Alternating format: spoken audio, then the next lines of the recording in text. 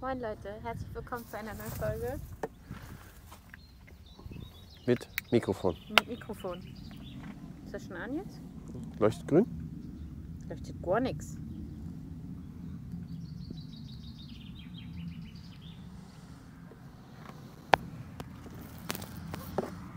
Hallo und herzlich willkommen Leute zu einer neuen Folge AKF mit Lisa. Ist keine AKF. Ach so, einfach Vlog. Aber einfach Vlog. du musst. Einfach Vlog. Der Manager guckt schon. Der Manager guckt schon. Warum Leute, guckst du nicht weiter? es geht wieder los. Wir sind bewaffnet mit unserem Probekoffer. Und hier vorne ist Winnie. Ja, Winnie ist auch noch ein bisschen grüner. Aber um Winnie geht uns das gar nicht. Uns geht's um Picasso. Und jetzt kommt natürlich alles, Leute. Da ruft der erste Betrieb an, komm mal bei mir dreschen. Ruft der zweite Betrieb an, komm mal bei mir dreschen. Und ich selber will ja auch dreschen, wa? So, wie Janni das sagen würde. So, Moment. Einmal sauber machen.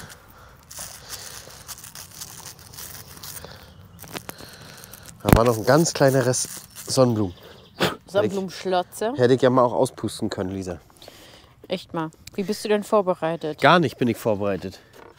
Ich bin froh, dass ich überhaupt das Gerät gefunden habe. So, willst du Kamerafrau machen? Der Erntekapitän ist da. Leute, wir haben heute nämlich ein bisschen im Shop gearbeitet und haben unsere neuen Motive ein bisschen durchgearbeitet. Und wenn ihr das seht, das Video kommt heute auf den Sonntag, könnt ihr quasi den Erntekapitän und den Lohner Lifestyle bestellen. Der Lohner Lifestyle kommt aber noch ein bisschen geiler. Wir wollen den irgendwie noch Du versetzen. brauchst nicht lauter reden, du hast das Mikrofon an dir dran. Nur Ja, die das sag Kamera mal. ist Das sag mir mal, hinterher. dass ich nicht lauter reden brauche. Aber du brauchst nicht schreien. Übrigens hier am Rand ja Winnie. Winnie sieht auch gar nicht so schlecht inzwischen aus. Winnie sieht auch gar nicht schlecht aus. Wir gehen mal ein bisschen rein zu Picasso. Picasso hat sehr unter Johanna gelitten. Erst die Feuchtigkeit. Da kann Johanna aber nichts für. Dann kam ich nicht rauf, dann war Johanna leider eine Woche im Krankenhaus. Und als ich dann wieder kam, dann hat die schon ein bisschen, Leider eine Woche im Krankenhaus, ja. dann hat die leider schon ein bisschen Endmangel gehabt. Das ist so. Entschuldige bitte, Müssen wir dieses Jahr mitnehmen. dass du bei mir im Krankenhaus warst. Hauptsache alle sind gesund. Ganz so weit dürfen wir aber nicht weg, ne? Nee, wir waren nur bis hier. Der Bestand ist deswegen auch ein bisschen dünn. Da wurden nicht alle Bestockungstriebe hochgenommen. Da muss man auch sagen, dann habe ich die ja relativ spät gedrillt auch. Ja, die ist ja nach Mais reingekommen. Und ja, eigentlich auf einem guten Boden hier. Wie gesagt, war schwer befahrbar, haben gegrubbert. War bis zum Ende eigentlich auch gut sauber. Körner sehen solide aus. Ich meine, bei der Bestandsdichte muss das Hektoliter-Gewicht ja einfach stimmen. Es muss stimmen, Lisa. So, wir nehmen uns jetzt noch eine Ähre, die hier hochragt. Und das ist jetzt auch wieder wie immer zu der Gerste. Man kann Gerste dreschen und danach kommt Unwetter. War immer so.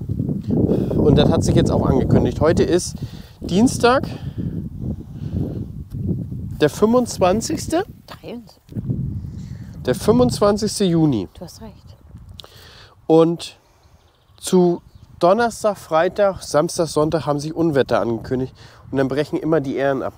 Ich meine, was wir natürlich haben, wir haben hier noch ein paar Grüne mit bei. Die gehen aber so ein bisschen nachher in der Menge auch einfach unter. Du kannst einfach nicht warten in der Gerste, bis alle Picobello hochreif ist, weil dann fangen die Frühreifen hier, die schon halb unten hängen, dann brechen die hier oben, dann brechen die Köpfe ab. Und dann liegen die unter und dann haben wir auch den Schaden. Das heißt, wenn wir in der Mischprobe unsere 14,5% Feuchtigkeit schaffen, dann müssen wir los, Lisa, dann müssen wir ballern. Dann müssen wir ballern. Deswegen nehmen wir jetzt hier eine Probe, dann fahren wir danach direkt zu meinem Nachbarbetrieb. Der hat zu morgen angefragt, ob wir da morgen dreschen können. Mit wie viel Einsatz du Kamerafrau machst. Ich hab dich vermisst beim Film. Ja, oder? Ja. Und dann müssen wir uns gucken. Ja, genau. Zu übermorgen müssen wir dann woanders schon wieder dreschen. Das wird schon klappen. Wird schon klappen. Ich freue mich jetzt. Wir sind auch gut vorangekommen, privat, muss man ehrlich sagen, sodass wir uns jetzt fast auf die Ernte konzentrieren können. Passt, ja. So.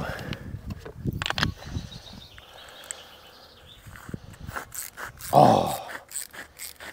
Die hört sich gut an. Was schätzt? 13,7.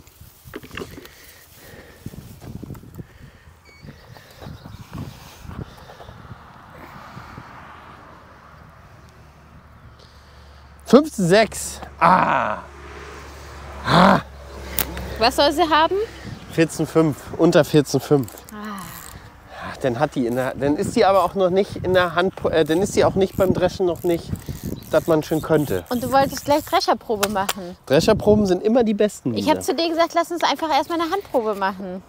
So, dann fahren wir jetzt mal zum Betrieb, gucken, was da geht. Die sah nämlich noch ein bisschen reifer aus als meine. Vielleicht geht da ja schon was, Akustikband Balu. Vielleicht geht da schon was. So.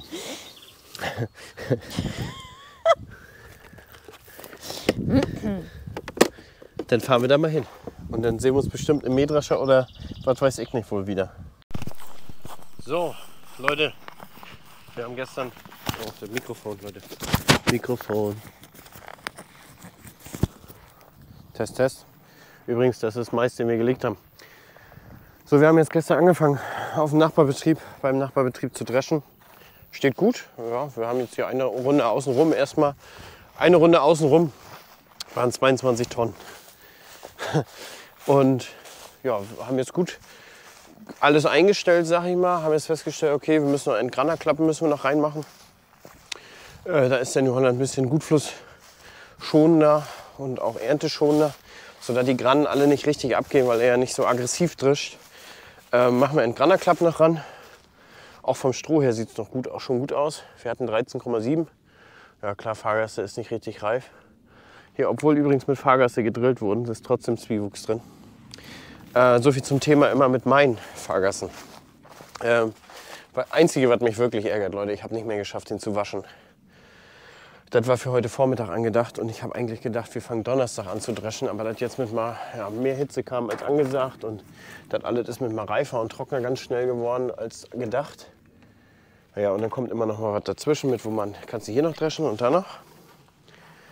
Und dann, ja, sind wir jetzt hierzu. Der ist natürlich gereinigt. Wir haben mit Luft alles sauber gemacht. Kann ich mir mal zeigen hier. Kann ja einmal durchluschern. Hier, ne? Das ist einfach, ja gut, das ist ein toller Indikator, wenn man schon gedroschen hat. Aber ich hätte den gern halt noch von außen gewaschen, damit er halt richtig schön glänzt für die Drohnenaufnahmen und so. Vielleicht kriege ich das nach der Gerste hin. Ja. Scheiben geputzt. Ich habe wenigstens Kontaktscheibe habe ich gestern noch auf die Schnelle geputzt. Und ja, was noch? Ja, die sind einigermaßen sauber gewesen. Aber da warte ich jetzt den ersten Regentag oder die erste morgendliche Wartung ab. Da kommen meine Jungs angefahren. So.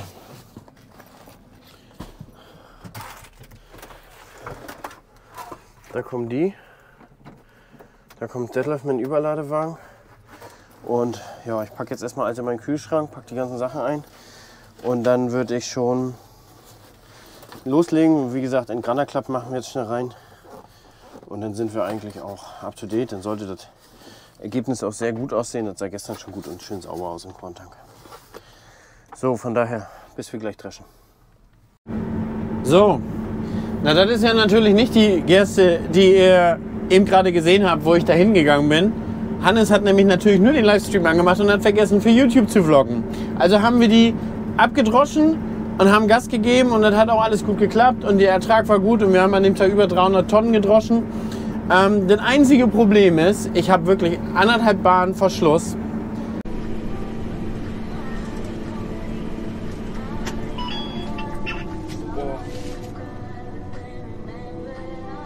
Jetzt habe ich mein Notaus betätigt, Leute. Könnt ihr das euch mal vorstellen? Bin ich mit dem Bein, hier so, habe ich das Bein gemacht, zurückgezogen und bin darauf gekommen auf den Notaus. Ist normalerweise gar kein Problem. In der Fahrerschulung wird einem erzählt, jo, das macht man öfter, drückt man Notaus, lasst den kurz ausgehen und dann macht ihr den Motor wieder an, der Luft kriegt und dann geht ihr die ganzen Dreschorgane lang und guckt, wie sind die gefüllt, haut das alles hin, ne? Jo. Also dürfte das kein Problem sein. Ich hatte aber beim Neustart dann wieder einen Fehler, der hieß irgendwie Einfahrmodus aktiviert. So, und da stand auch nur Einfahrmodus deaktiviert, gar nichts weiter. Habe mich dann ein bisschen rumgefragt, auch auf Instagram, war bei einigen bekannt, war bei New Holland dann auch bekannt. Die meinten, Hauptschalter für 10 Minuten aus, Hauptschalter für 10 Minuten aus, war es denn auch. Aber danach kam ein Fenster und das hatte ich vorher nicht. Da stand Einfahrmodus deaktivieren und da war so ein bisschen schwach übersetzt, muss man sagen. Das war schwer zu verstehen. Bremse drücken und okay. So, habe ich gemacht, war dann deaktiviert, konnte dann weiter dreschen. Vorher hat er kein Gas angenommen, also konnte Dreschwerk einschalten, hat aber kein Gas angenommen. Naja, nichtsdestotrotz, ich war dann um kurz vor 12 zu Hause, am nächsten Tag hingefahren, Drescher sauber machen und volltanken. AdBlue war beim Kunden nicht, deswegen musste ich das... Oh, Überkehrdrehzahl. Ein bisschen langsamer fahren, dass er sich das wieder rauszieht. Überkehr war ein bisschen voll.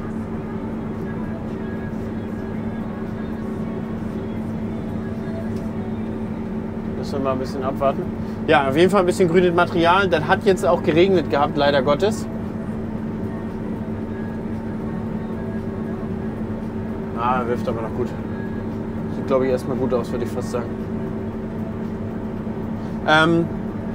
Was wollte ich noch sagen? Genau, dann bin ich hier angekommen. Leider Gottes 2 Stunden gedroschen, dann fing der erste Regen an, gestern geregnet. Heute sind wir wieder im Rennen, sieht einigermaßen trocken aus. Also ich bin zuversichtlich, dass das hier weitergehen kann. Und dann können wir Gas geben. Drescher funktioniert bis jetzt erstmal ganz gut. Hier, toi, toi, toi, Klopf auf Holz. Und dann hoffe ich, dass wir auch zeitnah bei mir zu Hause natürlich ankommen.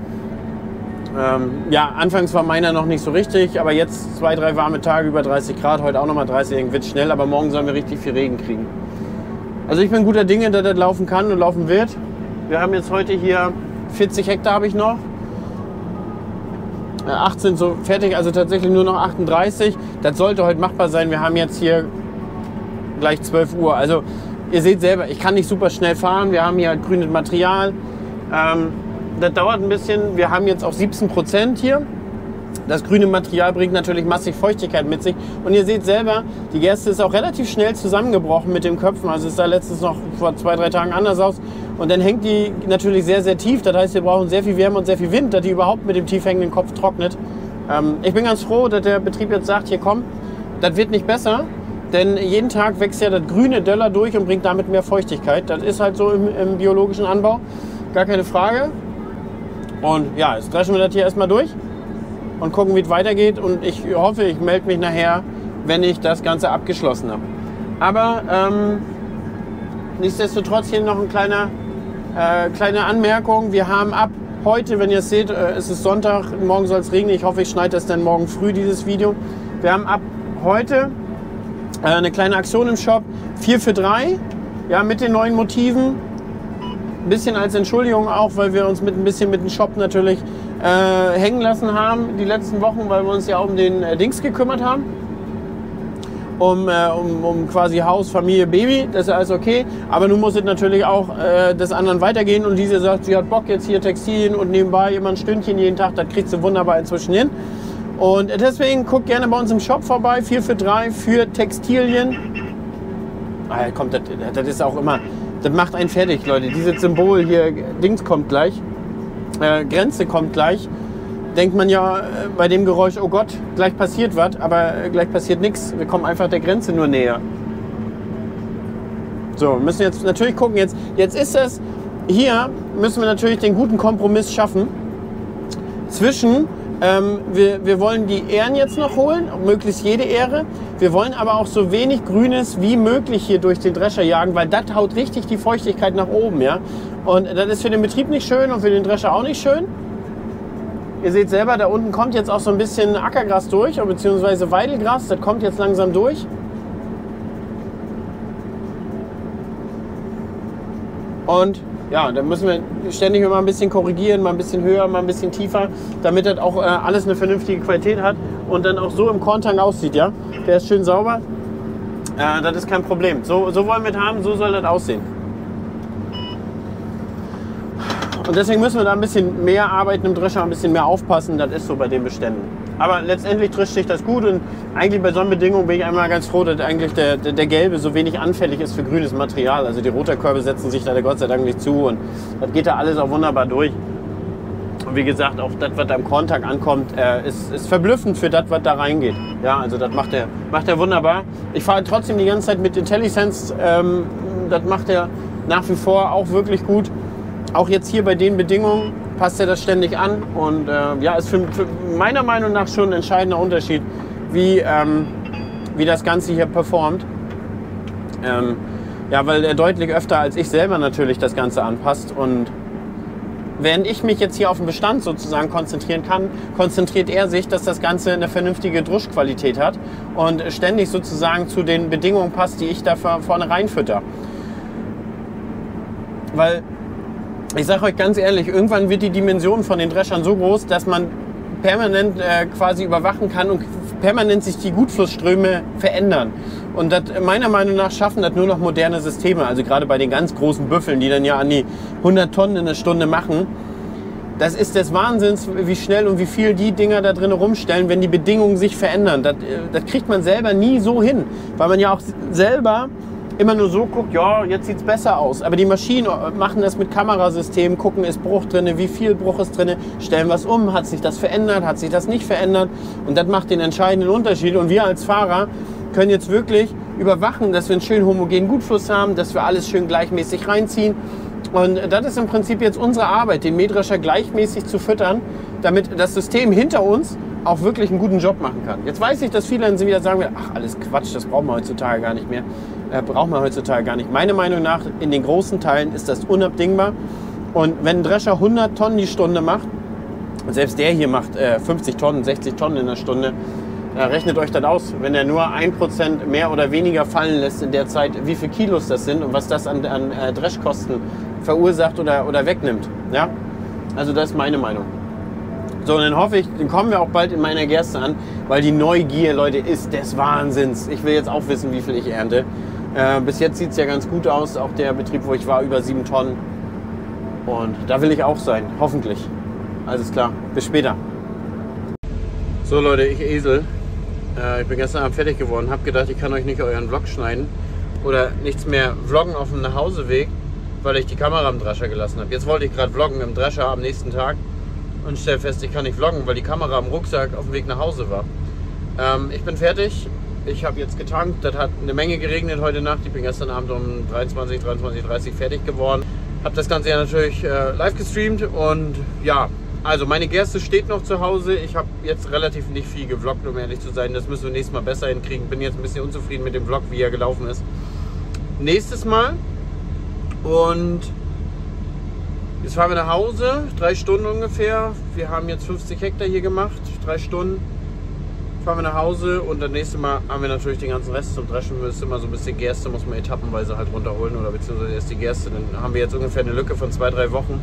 Also ich würde sagen, wir haben eine 10-Tages-Lücke bei meiner Gerste, aber von meiner Gerste zum Raps, aber das werden wir dann sehen. Ich werde jetzt auch morgen schnell nochmal los AKF aufnehmen, dass ihr Dienstags, Donnerstags AKF habt und das schneide ich nachher noch, dass ihr heute Abend das hier noch seht.